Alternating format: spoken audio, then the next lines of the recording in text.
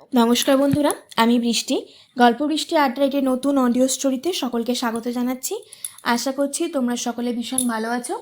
তোমাদের ভালোবাসা এবং আশীর্বাদে আপাতত আমি এখন অনেকটাই ভালো হয়ে উঠেছি।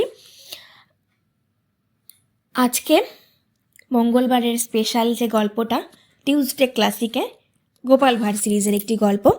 আজকের গল্পের নাম হচ্ছে অপরিচিতের মাতৃভাষা। তাহলে আর বেশি কথা বলে সময় নষ্ট করব না, শুরু করা যাক গল্পটি। একবার এক অপরিচিত ব্যক্তি মহারাজা কৃষ্ণচন্দ্রের দরবারে এসে ঘোষণা করলেন যে তিনি একজন বিদ্বান এবং বিভিন্ন ভাষা জানেন। মহারাজের মনে বিদ্বান ও জ্ঞানী মানুষদের জন্য একটি নরম জায়গা ছিল এবং অবিলম্বে তাকে উপদেষ্টা মন্ত্রী হিসাবে নিয়োগ করলেন। যত দিন যাচ্ছিল এটি স্পষ্ট হয়ে উঠল যে অপরিচিত ব্যক্তিটি আসলে খুব বুদ্ধিমান এবং একজন বহু ভাষাবিদ। তিনি সাবলীলভাবে ইংরেজি, ফরাসি, স্প্যানিশ এবং জার্মান বলতে পারতেন এবং তার পোশাক বা কথা বলার পদ্ধতি দ্বারা তার জাতীয়তা বিচার করা কঠিন ছিল। সব দিক দিয়েই সে ছিল বেশ চৌকুশ। রাজসভার প্রত্যেকে কৌতূহলী ছিল এবং অপরিচিত ব্যক্তিটির দেশ বা জাতীয়তা কোথাকার ছিল সবাই তা অনুমান করার যথাসাধ্য চেষ্টা করেছিল। মহারাজ কৃষ্ণচন্দ্র রসিক মানুষ।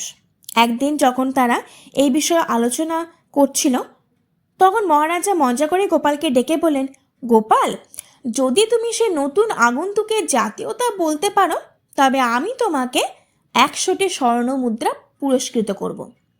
আপনি যেমন বলছেন মহারাজ, উত্তর দিল গোপাল।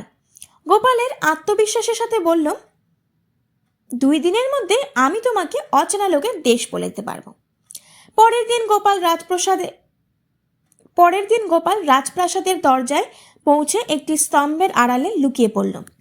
শীঘ্রই আগন্তুকটি দরজার কাছে এসে রাজসভায় প্রবেশ করতে যাচ্ছিল তখন গোপাল আড়াল থেকে বেরিয়ে অপরিচিত ব্যক্তির দিকে ছুটে এলো এবং তাকে ধাক্কা মেরে মাটিতে লুটিয়ে পড়ল।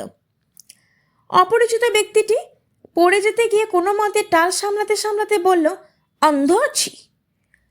গোপাল রাজাকে গিয়ে বললেন, উনি ওড়িয়া ভাষী। গোপাল অচেনা লোকটার কথা শুনে হেসে বলল, আমি শুধু তোমার দেশটা জানতে চেয়েছিলাম আর এখন তাই কাণ্ডটা করলে। তুমি ওড়িয়া।